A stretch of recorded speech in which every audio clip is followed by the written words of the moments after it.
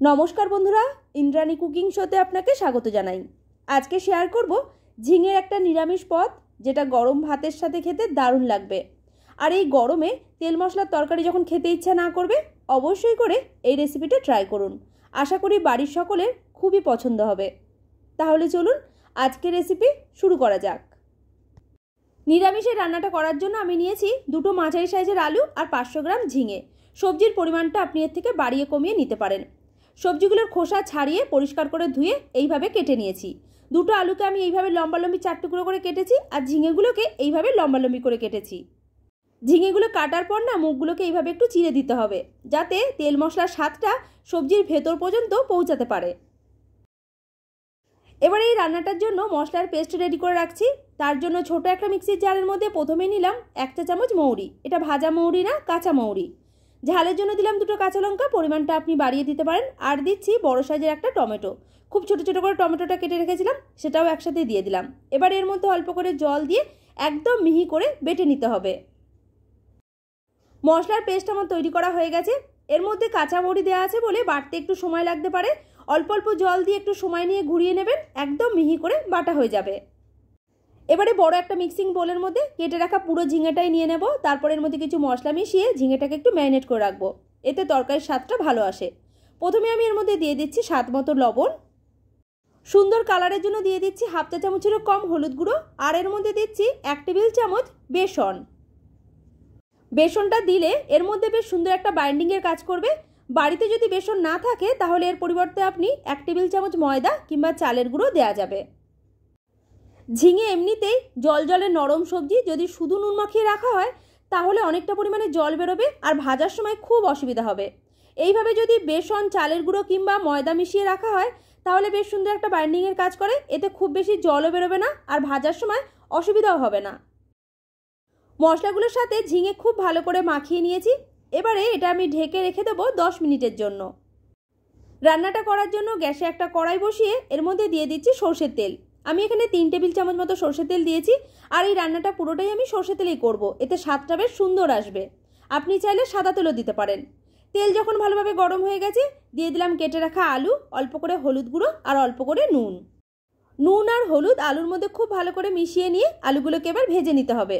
আলুগুলো আমি ঢাকনা দিয়ে ঢেকে ভাজবো, এতে খুব সুন্দর ভাজাও হয়ে যাবে আর হালকাভাবে সেদ্ধ হয়ে যাবে। মিডিয়াম ফ্লেমে ঢেকে দিলাম 10 মিনিটের জন্য। 10 মিনিট হয়ে যাওয়ার পর ঢাকনাটা খুলে নিয়েছি। মধ্যখানে ঢাকনা খুলে দুবার আমি নাড়িয়ে দিয়েছিলাম, যাতে কোনোভাবে পুড়ে না যায়।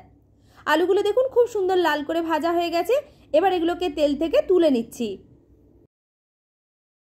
বাদবাকি তেলটার মধ্যে আগে থেকে ম্যারিনেট করা ঝিঙেগুলোকে দিয়েও ভেজে নিচ্ছি। ঝিঙেগুলোর মধ্যে বেসন মাখিয়ে ম্যারিনেট করে রেখেছিলাম বলে দেখুন কতটুকু জল বেরিয়েছে, 1 চা চামচ মতো। এবারে ঝিঙেগুলোকে ভেজে নিতে হবে। ঝিঙে ভাজার সময় হাই ফ্লেমে ভাজবেন, তাহলে এর থেকে বেশি জল বেরোবে না আর ভাজতে কোনো রকম অসুবিধাও হবে না। হাই ফ্লেমে 3-4 মিনিটের মধ্যে ঝিঙে খুব সুন্দর লাল করে ভাজা হয়ে গেছে।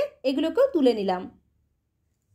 সবজিগুলো ভেজে তুলে নেওয়ার পর কড়াইতে যেটুকু বাদবাকি তেলটা আছে ওই তেলের মধ্যে আমি রান্নাটা করে নেব। আপনি চাইলে এর মধ্যে আরও তেল অ্যাড করতে পারেন।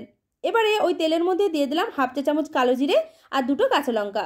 ফোড়নটাকে ভেজে নিতে হবে মিডিয়াম ফ্লেমে 20 থেকে 25 সেকেন্ড। ফোড়নটা ভাজা হয়ে গেছে। এবারের মধ্যে দিয়ে দিলাম বাটা মশলা, যার মধ্যে ছিল মৌরি, টমেটো আর কাঁচা লঙ্কা। একসাথে কিছু গুঁড়ো মশলাও দিয়ে দিচ্ছি। প্রথমেই দিলাম 1/2 চা চামচ হলুদ গুঁড়ো আর দিচ্ছি 1/2 চা চামচেরও কম লঙ্কার গুঁড়ো। দুটো কাঁচা লঙ্কা বাটা দেওয়া আছে বলে গুঁড়ো লঙ্কার পরিমাণটা একটু কম করে দিয়েছি, তা না হলে ঝালের পরিমাণটা একটু বেশি হয়ে যাবে। মিডিয়াম টু লো ফ্লেমে 4 থেকে 5 মিনিট সময় নিয়ে মশলাটাকে খুব ভালো করে কষিয়ে নিয়েছি। এর মধ্যে আর কাঁচা মশলার কোনো রকম গন্ধ নেই। এবার এর মধ্যে দিয়ে দিলাম আগে থেকে ভেজে রাখা সবজিগুলো। এবার এই মশলার সাথে সবজিগুলোকে আবারও 2 মিনিট মতো কষিয়ে নিচ্ছি। মশলা কষানোর সময় আমি এর মধ্যে কোনো রকম নুনের ব্যবহার করিনি। এখন এর মধ্যে পরিমাণ মতো দিয়ে দিলাম। সবজি ভাজার সময় নুন দিয়ে ভেজেছিলাম, তাই পরিমাণটা এই সময় একটু দেখে দিতে হবে। আর এর মধ্যে দিয়ে দিলাম 1/2 চা চামচ মতো চিনি। যে কোনো নিরামিষ রান্নাতে অল্প করে চিনি দিলে স্বাদটা সুন্দর আসে, খেতে ভালো লাগে। পরিমাণটা আপনি এর থেকে বাড়িয়েও দিতে পারেন। আলুগুলো ভাজতে ভাজতেই অনেকটা সেদ্ধ হয়ে গেছে আর ঝিঙে ভাজার সময় পুরোটাই সেদ্ধ হয়ে গেছে। তাই জলের পরিমাণটা আমি আর বেশি দিলাম না। এই তরকারিটা একটু মাখো মাখোই রাখবো। আপনি যদি ঝোলটা বেশি খেতে পছন্দ করেন তাহলে জলের পরিমাণটা একটু বাড়িয়ে দেবেন। ফ্লেমটা হাইতে রেখেছিলাম। তরকারিটা যখন টকবক করে ফুটে গেছে তখন ফ্লেমটা আমি মিডিয়ামে করে দিলাম। এবার এই মিডিয়াম ফ্লেমে ঢেকে রান্না করে নেবো 5 মিনিটের জন্য, যাতে সবজিগুলো যেটুকু সেদ্ধ হতে বাকি ছিল খুব ভালোভাবে সেদ্ধ হয়ে যায়। 5 মিনিট হয়ে যাওয়ার পর ঢাকনাটা এবার খুলে নিচ্ছি।